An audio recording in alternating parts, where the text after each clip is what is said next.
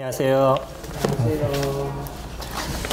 선생님들을 뵐 수 있는 게 저희들의 은혜다라고 생각이 됩니다. 지금 같은 코로나 시대에 사람들을 만나기 어려운 상황들이 많이 있는데 이렇게 선생님들을 뵙고 같이 교제하고 또 함께 예배드릴 수 있는 시간이 있다는 게 얼마나 소중한가라고 이제 매주 생각하게 됩니다.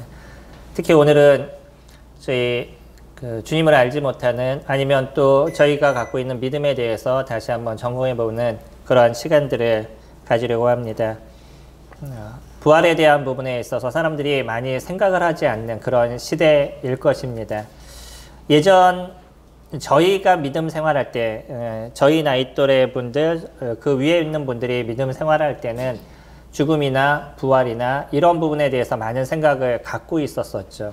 근데 지금의 시대에 살아가는 사람들은 어떤 죽음에 대한 두려움이라든지 죽음에 대한 생각이라든지 아니면 부활이나 아니면 내세에 대한 부분이라든지 이런 부분들에 대해서 많은 생각을 안 하는 시대다라고 생각이 됩니다. 그 이유가 뭘까요? 아마 우리가 살아가는 삶의 환경적인 부분일 것입니다. 저의 윗세대에 있는 분들은 6.25를 겪었던 분들이시죠. 6.25가 몇 년도에 일어났죠? 1950년도에 6.25가 일어났었죠. 그래서 한 3년 정도, 3년 조금 지난 정도의 그 전쟁이 있었습니다. 그 시대를 살았던 사람들은요, 무엇을 많이 보았을까요? 죽음을 많이 보았습니다. 그리고 또 전쟁이 아니라 할지라도 그때 시대에 살아갔던 사람들은, 그때 시대의 분들은 질병으로 인해서 죽는 주변에 있는 사람들을 많이 보는 시대였던 거죠. 근데 지금의 시대는 좀 다르죠. 전쟁이 있거나 아니면 질병이 많았던 시대 속에서는 어떤 특별한 일로 인해서 사람들이 죽는 이런 일들이 적지 않게 많이 있는데 그런 시대가 지나갔어요. 전쟁이 일어난 지 한 70년의 시간이 지나면서 우리나라가 급속도로 성장하는 시간들이 됐었었죠. 그러면서요, 어떤 건강에 대한 부분들, 또 그 의학에 대한 부분들, 이런 부분들이 많이 발달하다 보니까 예전에는 한 60에서 70 정도 되시면, 한 70 정도 되시면, 아, 오래 사셨다라고 얘기했다 그러면 요즘은 70이면, 그래도 살만하지, 뭐, 아직은 괜찮지, 뭐, 이런 얘기를 하는 그런 시대가 됐던 거죠. 삶이 연장이 되어버렸어요. 그러니까 죽음이라는 것이 점점 우리에게서 멀어져 있는 그런 시대를 저희가 살아가고 있는 거죠. 그러다 보니까 사람들이요, 죽음에 대한 어떤 공포라든지 죽음에 대한 아픔이라든지 이런 부분에 대해서 많은 생각을 안 하고 있는 시대인 것이죠. 그러다 어떤 면에서는요, 이 코로나가 우리에게 다시 한번 죽음을 생각해 볼 수 있는 것을 제공해주고 있다라고 생각이 됩니다. 제가 3일 날짜를 찾아보니까 22명이 돌아가셨더라고요. 코로나로 인해서. 그리고 지금까지 돌아가신 분이 6,858명. 이게 3일 날짜로 제가 살펴본 것이었어요. 코로나로 인해서 이제 돌아가신 분들이 한 7,000명 정도 가까이 되는 거죠. 6,858명이니까 한 7,000명 정도 되십니다. 엄청난 숫자죠. 적지 않은 숫자입니다. 근데 이런 코로나의 문제가 우리는 끊임없이 얘기를 듣다 보니까 이제 우리도 알게 모르게 죽음에 대한 공포가 우리에게 엄습해오고 있는 거예요. 예전에는 그러지 않았습니다. 예전엔 그런 것에 대한 큰 관심이 없었어요. 근데 재밌는 거 아시나요? 그런 그 죽음에 대해서 많은 생각을 하지 않았던 코로나 이전의 시대에서도요, 교통사고로 한 해에 돌아가시는 분이 3,500명 정도. 지금은 조금 줄어서 작년 2021년에는 2,000명대로 진입을 했습니다. 2,950명 정도? 한 그 정도가 교통사고로 돌아가셨어요. 그리고요, 독감으로 돌아가신 분이 몇 명 정도 되시는지 아셔요? 독감으로 돌아가시는 분들도요, 공식적으로는 한 900명 정도로 집계가 되고 있지만 실질적으로 이 의학 쪽에서 계신 분들의 통계로는 약 한 3,000명에서 많게는 5,000명까지 잡고 있습니다. 이게 매해마다 독감으로 돌아가시는 분들이에요. 그럼 독감으로 돌아가시는 분들과 코로나로 돌아가시는 분들 차이가 몇 명이에요? 별로 없습니다. 약 3,000명이니까 별로 큰 차이가 없어요. 근데 물론 무슨 차이가 있는 거냐면 코로나는요. 계속적으로 저희가 마스크를 쓰고 스스로를 보호하고 거리 두기를 하고 이러한 것을 하고 있는 거죠. 만약에 이렇게 하지 않고 그냥 지금 저희가 가려는 것처럼 위드 코로나로 간다 그러면 더 많은 분들이 죽음을 당하시는 일들이 발생하게 됐을 겁니다. 그런 많은 보호를 했기 때문에 좀 적은 건 사실인 거예요. 근데 우리 주변에 알게 모르게 독감이라든지 교통사고라든지 이런 일들로 인해서 돌아가시는 분들이 많이 계셨다는 거죠. 저희가 그만큼 인지를 못하고 살았을 뿐입니다. 코로나에게 있어서 코로나가 저희들에게 없었으면 좋겠지만 하나 이 코로나의 문제로 인해서 사람들이 죽음을 생각할 수 있다는 것에 대해서는 참 감사한 부분이 있습니다. 이젠 죽음에 대한 공포가 저희들 가운데 있는 거예요. 그러면 이 죽음이라는 거는 그 죽어서 끝나는 것이냐 그 이후에 또 다른 문제가 있느냐라는 부분들을 저희가 생각해 보게 되는 거죠. 죽음이라는 사전적인 정의를 얘기하면 생물의 목숨이 끊어지는 것이라고 이야기를 합니다. 다시 얘기하면 살아있는 어떤 존재가 그 영혼이 떠나는 거죠. 생명이 끊어지는 거죠. 이 생명이 끊어지는 것에 대해서 의학적으로 얘기하는 죽음이라는 것과 실질적인 죽음이 조금 차이가 있을 수도 있습니다. 어떤 분은 의학적으로 죽음이라는 그 판결을 내렸는데 그래서 냉동고에다 집어넣는데 살아서 다시 나오는 분도 없지 않아 있죠. 그런 얘기 들어보셨나요? 예, 없지 않아 그런 분들도 계십니다. 의학적으로는 죽었어요. 근데 시간이 지나다 보니까 다시 살아나는 경우가 없지 않아 있어요. 그런 경우도요. 그러다 보니까 이스라엘은요. 죽음이라는 것을 어떻게 정의를 내리냐면 그들은 사람이 죽고 3일이 지났을 때 그때까지 살아나지 않으면 이 사람은 죽은 거다 그렇게 인정을 하죠. 그래서 예수님께서 돌아가시고 며칠의 시간이 필요하셨냐면 사흘이라는 3일이라는 시간이 필요하셨습니다. 그 3일이라는 시간은 이분이 진짜 죽은 거냐 안 죽은 거냐 라는 것에 대해서 판명을 내려주는 거예요. 만약에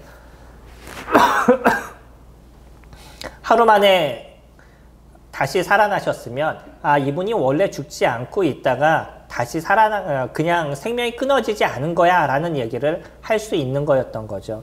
그래서 이스라엘의 어떤 법, 이스라엘이 지켜왔던 관습, 그거에 맞춰서 3일이라는 시간을 죽음 가운데 계셨습니다. 어떤 랍비가 그런 얘기를 했었던 거예요. 사람이 죽으면 3일의 시간이 필요합니다. 그것이 그들에게 있어서 전통이 됐던 거죠. 죽음은 생명과 육체와 영혼의 완전한 분리가 이루어져 가는 겁니다. 그래서 이 죽음에 대한 부분이 우리에게 공포가 되었었을 때, 이 죽음이라는 것의 문제를 우리가 인식하게 됐었을 때, 그때는 죽음에 대한 생각을 하게 되는 거죠. 요즘 시대 사람들이 죽음에 대한 생각을 많이 하지 않고 현 시대에 더 많은 관심을 두는 거는 그만큼 미래에 대한 생각을 많이 하지 않기 때문인 거예요. 코로나로 인해서 그러나 우리가 죽음을 조금 더 생각해 보게 됨으로 인해서 그러면 죽음이 진짜 우리 인생에 있어서 마지막인가라는 고민을 하게 되는 것이죠. 많은 사람들이요. 이 죽음에 대한 부분에 대해서 생각을 안 하다 보니까 어쩌면 인생의 끝이라는 것을 인생이 죽음으로 인해서 모든 것이 끝난다는 그냥 당위성을 갖고 인생을 살아가는지도 모르겠습니다. 실질적으로 그런 거잖아요. 그것도 믿음인 거잖아요. 내가 죽었었을 때 죽음으로 인생이 끝나는 것이냐, 끝나지 않는 것이냐. 사람들의 많은 생각은 살아있을 때의 생각을 갖고 살아가요. 우리나라 말에도 그런 얘기 있죠. 쇠똥에 굴러도 이생이 낫다라는 그런 얘기가 있죠.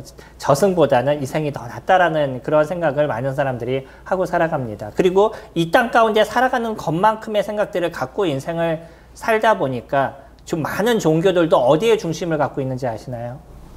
죽음 이후일까요? 죽음 이전일까요? 대부분의 종교들이 죽음 이전에 대한 생각을 많이 갖고 있어요. 그래서 이 땅에서 어떻게 더 잘 살아가느냐, 어떻게 더 많은 축복을 받느냐. 이것이 많은 종교들이 하고 있는 일인 거죠. 기독교는 어떻죠? 기독교는 어디에 더 관심을 두고 있을까요? 지금의 현재 기독교는 내세에 대한 관심이 더 많습니다. 그러지 않나요? 많은 기독교의 모습이요. 지금에서 얼마만큼 더 잘 살 것이냐, 얼마만큼 더 축복을 받을 것이냐, 얼마만큼 내 자녀가 잘 될 것이냐, 얼마만큼 내가 더 물질적으로 잘 살아갈 것이냐, 지금의 시대에 더 많은 관심을 갖고 있어요. 성경은 저희들에게 무엇을 얘기하고 있죠? 어느 것에 더 관심을 두고 있나요? 죽음 이후에 대해서 더 많은 관심을 두고 있습니다. 이게 기독교가 지금 잘못된 모습으로 가고 있는 것이에요. 많은 일반 종교와 같이 지금 현 시대에서 얼마만큼 잘 살아갈 것이냐, 거기에 관심을 두고요. 내가 지금 살아가는데 무엇인가 조금의 어려움의 문제가 있고 내가 살아가는데 조금의 무슨 다른 일들이 있으면 기독교도 아니구나 라고 떠나가는 사람들이 있는 거예요. 주님은 그렇게 얘기하시나요? 저희들은 오늘 사도행전 26장 말씀을 같이 살펴볼 것입니다. 사도행전 26장은요. 바울에 대한 이야기인 거예요. 이 바울이 예수님에 대한 이야기를 하면서 그가 어떤 얘기를 제일 많이 하고 있냐면 부활에 대한 이야기를 하고 있습니다. 사람이 다시 살아나는 것, 그것을 부활이라고 얘기를 하죠. 목숨이 끊어진 존재가 다시 목숨이 돌아오게 되고 그 죽음에서 다시 일어나는 것, 이것을 부활이라고 이야기합니다. 우리가 죽음을 생각하게 됐었을 땐 이 죽음을 고민하게 되면 부활이라는 것이 우리에게 있어서 왜 중요한지에 대한 생각을 가져가게 되죠. 죽음은요, 인생을 살아가는 데 있어서의 맨 마지막에 대한 것입니다. 우리가 인생을 몇 년의 인생을 살아갈지 모르지만 이 인생의 그 마지막에 놓여져 있는 것이 죽음인 거예요. 최후에 대한 이야기인 거죠. 그래서 지금을 살아가시는 분들이 죽음에 대한 관심이 많이 없다가도요, 언제 가면은 공포를 느끼는지 아셔요? 죽음이 코앞에 있으면 그때는 진정한 공포를 느끼게 되시는 거예요. 그리고 왜 그러죠? 이제 마지막 내가 목숨이 끊어지는데 끊어지고 났었을 때 그 이후에 어떤 일이 있을지에 대한 것을 모르기 때문인 거죠. 내가 목숨이 끊어질 때가 됐어요. 근데 진짜 이것이 이 세상에서의 마지막인 건지 아니면 그 이후에 있는 세상에 있는 것인지, 사람과의 관계가 완전히 끊어지고 난 이제 여기서의 어떤 존재가 없어진다라는 생각을 가지니까 사람들은 거기서 오는 어떤 두려움을 크게 느끼게 되는 거죠. 인간의 마지막, 인간이 얼마나 연약하다라는 것을 볼 수 있는 것이 이 죽음에 대한 부분인 거예요. 성경은요, 그렇기 때문에 이 죽음을 뭐와 관련돼서 얘기를 하고 있냐면 사람이 갖고 있는 죄와 연관이 돼서 죽음을 이야기하고 있습니다. 죄의 삭은 사망이요 라고 로마서 3장 23절에서 얘기하고 있죠. 죄로 인한 그 결과, 그래서 인간이 갖고 있는 가장 고통에 대한 부분을 죽음으로 놓고 있어요. 죄에 대한 가장 큰 그 대가가 죽음이라고 얘기하는 것이죠. 죽지 않는다 그러면 우리는요, 뭔가 조금 이 세상에서 더 많은 것을 할 수 있고 이 세상에서 내가 원하는 무엇인가를 할 수 있는 부분들이 적지 않게 있을 거예요. 근데 삶에 한계가 있으니까 내가 할 수 있는 내가 할 수 없는 그 한계가 있다 보니까 우리는 거기에서부터 오는 그 인간의 연약함을 느끼게 되는 거죠. 지금 코로나의 문제 속에서 저희가 살아갑니다. 이 코로나의 문제에서 살아가면서 진짜 인간이 얼마만큼 연약한지를 저희가 느끼고 있는 거죠. 보이지 않는 바이러스예요. 어디에 있는지도 알지 못해요. 근데 그것이 우리 몸속에 들어가고 나서 나도 어떤 뭔가를 할 수 없는 상황에서 죽음까지 내몰리는 이런 문제가 지금 발생하고 있는 거잖아요. 왜 마스크를 쓰셔요? 이 바이러스가 혹시 나에게 들어올까 봐 그것을 막는 게 지금 마스크잖아요. 우리가 할 수 있는 그나마의 노력, 이것이 마스크인 거예요. 이게 인간이 갖고 있는 한계에 대한 부분인 거죠. 그렇게 우리가 첨단 과학을 살아간다라고 얘기하고 있는 이 시대 속에서도 사람들이 할 수 있는 것이 얼마나 연약하다는 것을 저희가 이번 코로나를 통해서 느끼게 되는 거예요. 부활이 필요한 이유가 무엇일까요? 인간이 갖고 있는 가장 연약한 부분을 해결해 주시는 것이 부활인 거예요. 죽음이라는 것이 인간이 해결할 수 없는 부분이죠. 어떤 사람도 죽음에서 자유로울 수가 없습니다. 이건 모든 사람들에게 주어진 것이죠. 이 죄에 대한 부분을 해서 사람들은 죽음 가운데 내몰리게 됐는데 결국 이 죽음에 대한 부분은 인간이 해결할 수 없는 부분인 거예요. 그리고 이 해결할 수 없는 부분에 있어서 우리들이 부활한다라고 얘기했었을 때는 이제 뭔가 연약함의 모습에서 새로움의 모습으로 변해간다는 거죠. 부활의 놀라움이 그런 것입니다. 우리는 단지 죽음에서 살아나라고 생각할지 모르겠어요. 많은 사람들이 그래 죽지 않는 거야 라고 생각할지 모르겠습니다. 근데 부활은 무엇이냐면요. 사람이 할 수 없는 이 연약함, 죽음이라는 것을 이룰 수밖에 없는 이 연약함을 갖고 있는 인간이 이 죽음을 초월한 존재로서 태어나게 된다는 것이에요. 다시 살아간다는 것.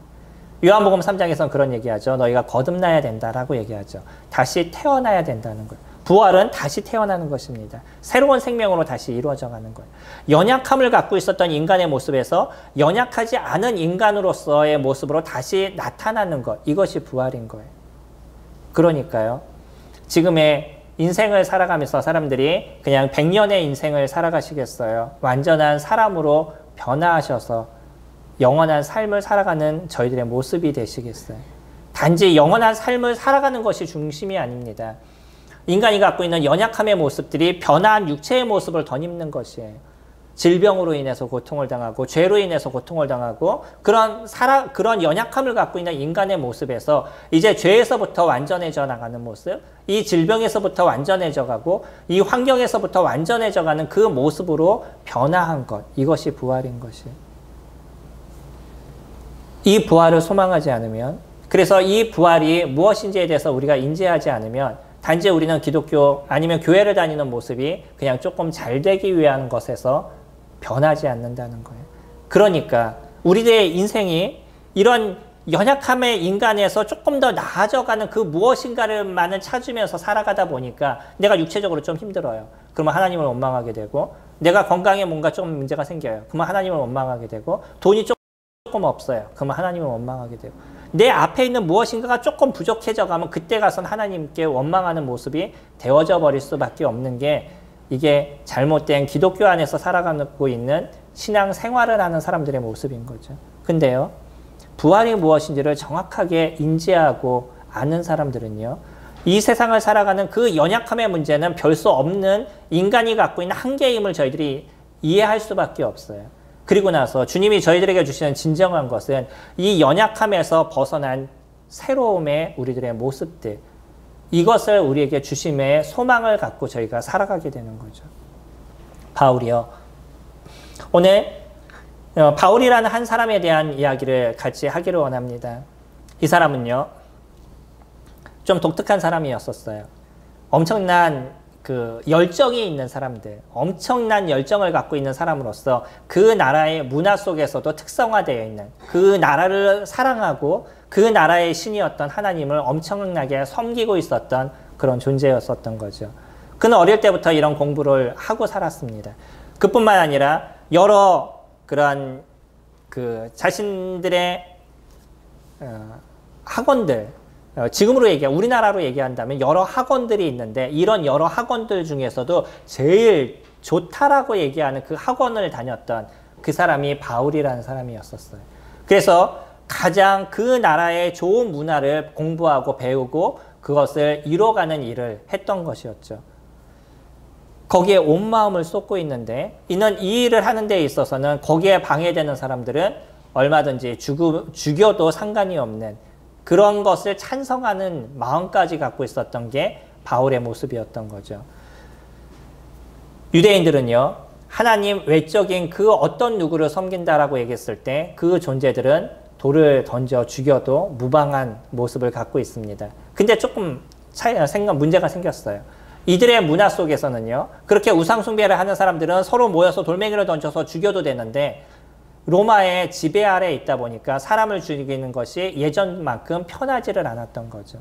이제는 함부로 사람을 죽이지는 못했습니다. 다만 또 할 수 있는 것이 그나마 무엇이었냐면, 그런 잘못된 모습을 갖고 있는 사람들을 잡아다가 감옥에 집어넣는 일들, 이런 일들을 그들이 했습니다. 바울도 이런 것에 마음을 쓰고 그런 일들을 위해서 수고했던 사람이었었어요. 그의 평생을 이것을 위해서 투자했던 사람입니다. 명성도 점점 올라갔었어요. 좋은 문화생 밑에서 있다 보니까 사람들이 봤었을 때 우러러보는 사람이 됐던 것이고요. 지위적으로도 많은 부분들을, 또 경력적으로 많은 것을 얻었던 사람이 바울이라는 사람이었었어요. 그는 이제 또 스스로 무엇을 하기를 원했냐면, 이제 우리나라에 있는 사람뿐만 아니라 외국에 있는 사람들조차도 이 잘못된 모습을 갖고 있는 사람이라고 그러면 가서 잡아다가 감옥에 집어넣어야 되겠다라고 생각하고 그가 다메섹이라는 곳으로 가기 시작했어요. 거기에 어떤 이러한 예수라는 사람을 믿고 있는, 우상숭배를 하고 있는 이런 존재들이 있으니까 이런 존재들을 잡아야 되겠다라고 생각하고 다메섹으로 갔습니다.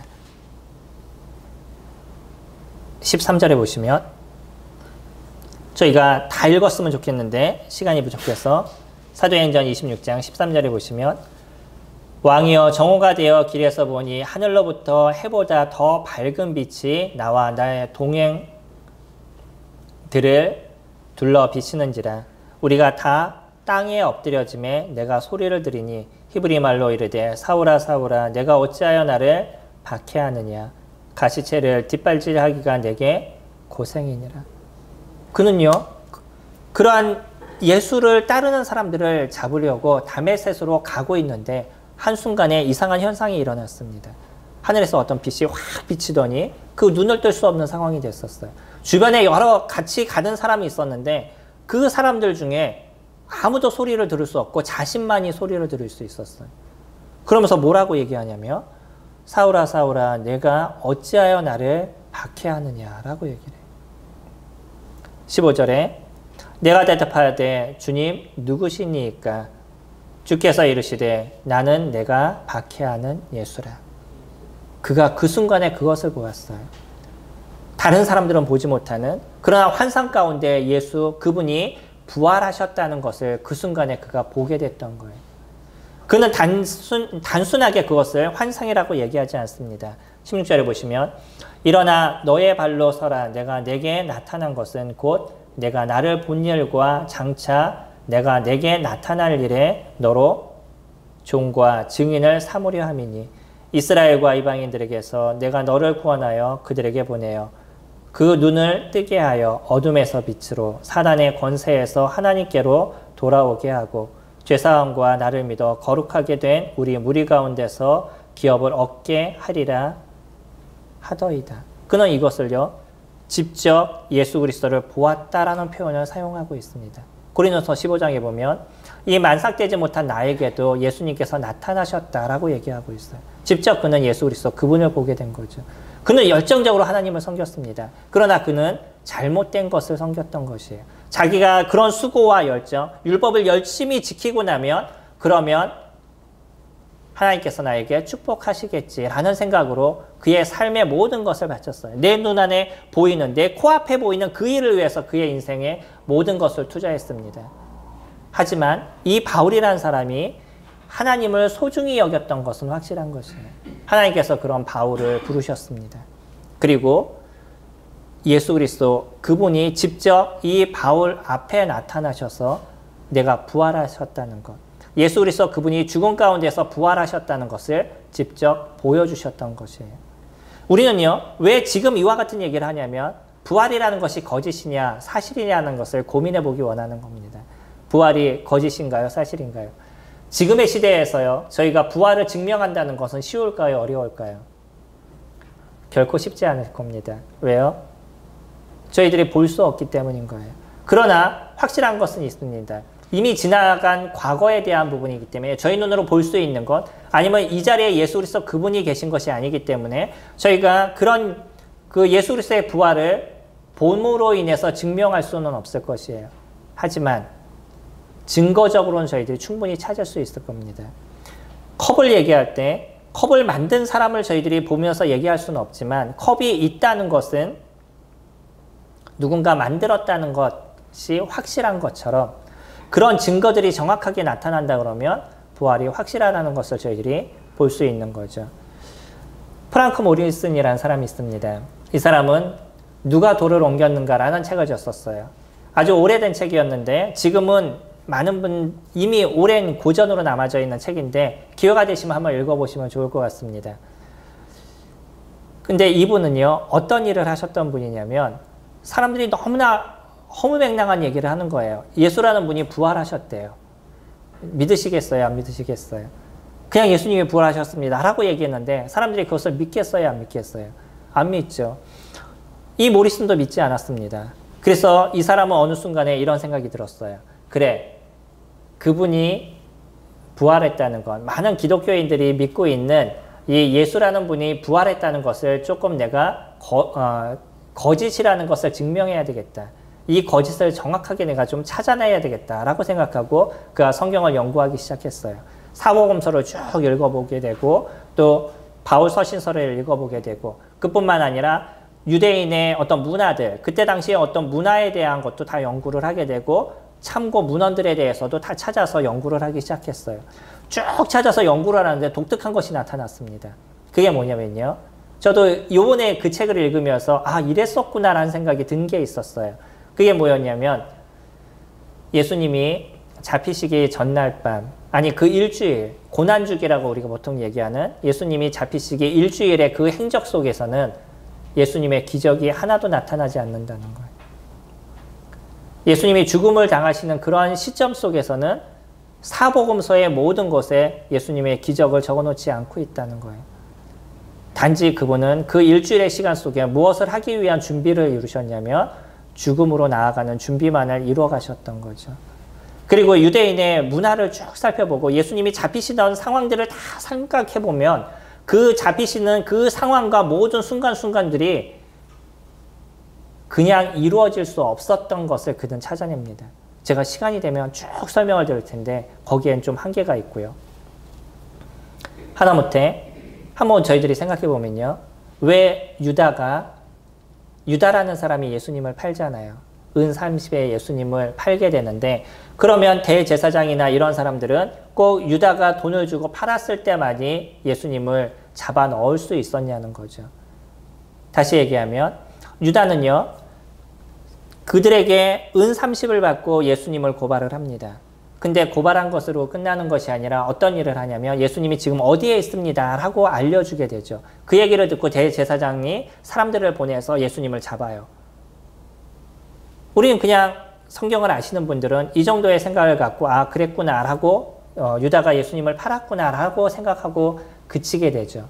근데요, 유다가 그것을 알려주지 않으면 대제사장이나 이런 사람들이 지금 예수 그리스도가 어디에 있는지 모를까요? 이미 예루살렘이란 곳에 들어와 계신 그분의 행적을 그들이 모르고 있을까요? 예수님이 어디 있다는 소문은 많은 사람들에게 다 이야기가 되고 있는 그런 상황이었었어요. 그럼 굳이 그래야지만 했었을까요? 거기에는 몇 가지의 이유들이 놓여져 있습니다. 이런 많은 그 부분들이 그분이 죽으셨다는 것, 다시 부활하셨다는 것을 증명하는 많은 길들로 만들어져 나가요. 오늘 저희가 증명하기 원하는 건 바울을 통해서만 말씀을 드리기로 원합니다. 바울은요, 아까 말씀드렸던 것처럼 그는 그의 인생의 모든 것을 투자해서 예수라는 분을 십자가에 예수를 믿는 사람들을 잡아다 감옥에 집어넣는 그런 일을 이뤘던 사람이었어요. 근데 다메섹이라는 곳을 한번 딱 갔다 오더니 갑자기 사람이 180도로 변했어요.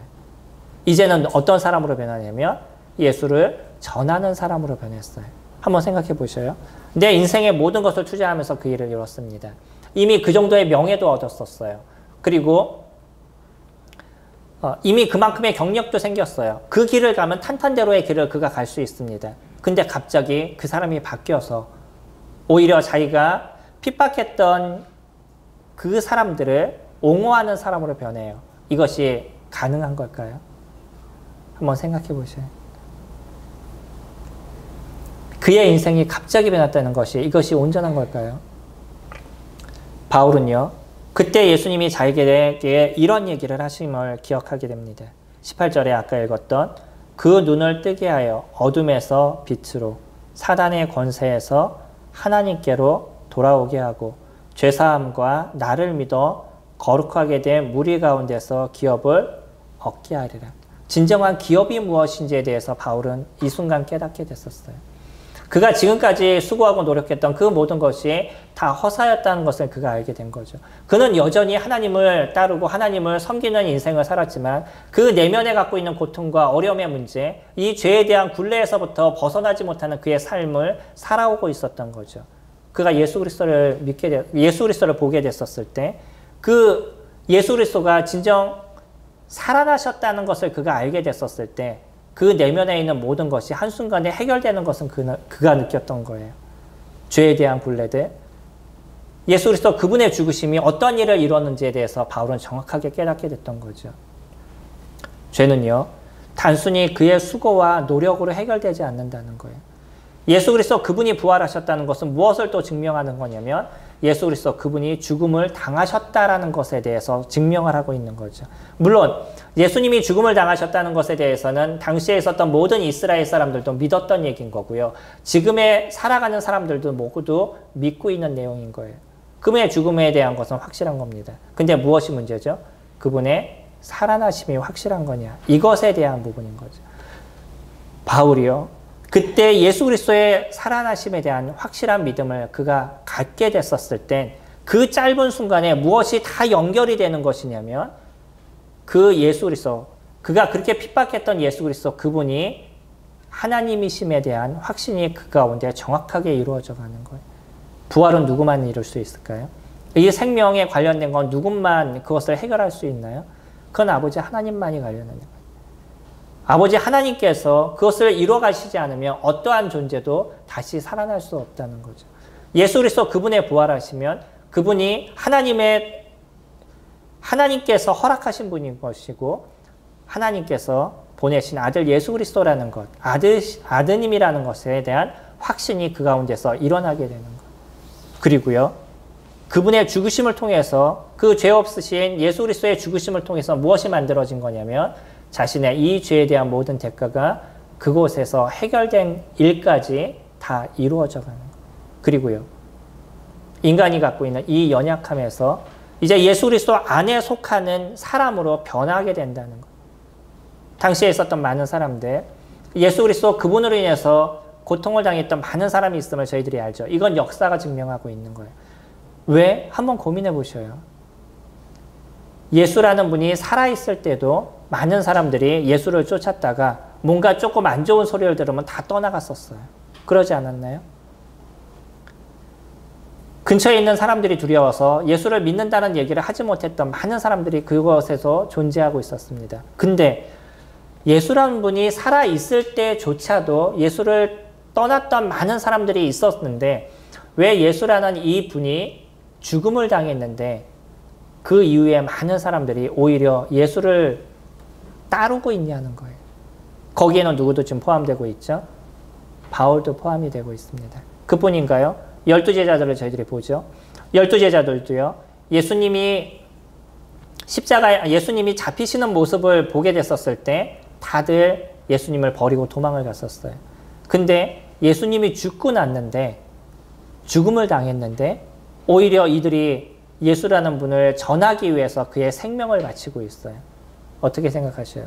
이것이 가능한 걸까요? 불가능할까요? 어떤 한두 사람은 그럴 수 있을 거라고 생각이 됩니다. 근데 그 많은 사람들이 갑자기 자신의 목숨을 내놓기까지 예수라는 사람을 변호하기 위해서 그들의 인생을 살아간다는 것, 이거는요, 그들 안에 진정한 예수 그리스도의 부활을 목격하고 그들의 그 확신을 갖고 얘기했다는 것을 저희들에게 증명해주고 있는 거예요. 그들은 예수님의 부활하심을 직접적으로 눈으로 목격한 사람들입니다. 이제 그 어떠한 것이 그들에게 있다 할지라도 예수를 증거하는 것, 예수님을 증거하는 것에 있어서 그들은 포기하지 않는 인생을 살아가게 되는 거예요. 무엇이 더 중요했죠? 그분의 죽으심은요, 그들에게 두려움을 줬었어요. 내가 쫓았던 그 왕이 죽으셨다는 거예요. 그러니까 이제 그들에게 있어 소망의 모든 것이 다 끊어진 거죠. 근데요, 그 예수라는 분이 다시 부활하심을 목격하게 됐었을 때 이제는 그분이 이 땅에 계신 것보다 더 확실한 것이 그들에게 이루어져 간 거죠. 나는 이제 예수 그리스도 그분에게 속한 자가 있고 이제 예수 그리스도 그분의 그 부활하심은 나도 이 죽음에서부터 부활한다는 확신이 그들 가운데 생기게 된 거예요. 우리들에게 있어서 부활은 그렇게 소중한 것입니다. 예수님이 십자가에서 죽으신 것 중요한 것이에요. 예수님이 십자가에서 죽지 않으셨다 그러면 우리들의 죄에 대한 모든 것도 우리들의 죄의 모든 것도 해결되지 않습니다. 근데 예수님이 죽으심으로 끝났다 그러면 이거는 더 이상의 어떤 문제가 이루어지지 않아요. 그러나 죽음에서부터 예수 그리스도 그분께서 다시 부활하심을 통해서 이제는요, 우리도 이 연약함의 육체에서부터 벗어나서 완전한 육체로서 우리가 변하는 자가 된다는 것이, 거기에 대한 믿음은 우리들의 인생의 모든 것을 다 투자하기에 합당한 것으로 변하게 된다는 것. 바울도요, 지금 그렇게 얘기하고 있습니다. 무리 가운데서 나를 믿어 거룩하게 된 무리 가운데서 기업을 얻게 하리라. 진정한 기업은요, 이곳에서 얻어지게 되는 거예요. 그러고 나니까 예수 그리스도를 믿는 그 사람들이 어디에 관심을 두는 인생을 살아가지 않냐면 이 땅에 관심을 두지 않는 인생을 그들이 살아가고 있는 거죠. 22절부터 보시면 하나님의 도우심을 받아 내가 오늘까지 서서 높고 낮은 사람 앞에서 증거하는 것은 선지자들과 모세가 반드시 되리라고 말한 것밖에 없으니. 지금 이 바울은요, 유대인으로 인해서 고발을 당하게 되고 그리고 잡혀있는 상황이에요. 근데 그가 잡혀있는 이유가 뭐냐면 그는 하나님께서 얘기하신, 그래서 하나님께서 모세를 통해서 말씀하신 그 내용에 대해서 확실히 이루어질 겁니다 라고 얘기한 것밖에 없다라고 말합니다. 23절에 곧 그리스도가 고난을 받으실 것과 죽은 자 가운데서 먼저 다시 살아나사 이스라엘과 이방인들에게 빛을 전하시리라 함이니이다 하니라. 모세가 얘기했던 그것이 누구를 통해서 이루어진다고요? 예수 그리스도 그분을 통해서 이루어진다는 것이에요. 그리고 예수 그리스도 그분을 통해서 이미 이루어졌던 것, 그 이루어진 사실에 대해서 자기는 전한 것이었고 오히려 이것을 전함으로 인해서 자기가 지금 감옥에 갇히는 문제가 일어났다라고 얘기를 하죠. 24절 바울이 이같이 변명하며 베스도가 크게 소리내어 이르되 바울아 내가 미쳤도다. 내 많은 학문이 너를 미치게 한다 하니라. 여기에 총독이었던 베스도가 있습니다. 그리고 아그리빠라는 당시의 이스라엘의 왕으로서 살아가고 있는 아그리빠라는 사람이 있었어요. 이 사람들은요, 바울이 하는 이야기를 들으면서 뭐라고 얘기하냐면 그래 네가 열심히 공부를 하더니 너무 많이 공부를 해서 이제 미친 거구나 라고 얘기하는 거예요. 똑같은 얘기를 듣습니다. 똑같은 말을 들어요. 예수라는 그분이 살아냈는데 이 살아남의 증거에 대해서 많은 사람들이 이야기를 하고 있어요. 어떤 사람은 그 이야기를 듣고요, 진정한 예수 그리스도 그분이 이 땅에 오신 메시아임을 받아들이는 사람이 있는가 하면 어떤 사람은 그 이야기를 들으면서 그래 네가 미쳤구나 라고 얘기한다는 거예요. 지금의 살아가는 사람들도 동일한 모습일 것입니다.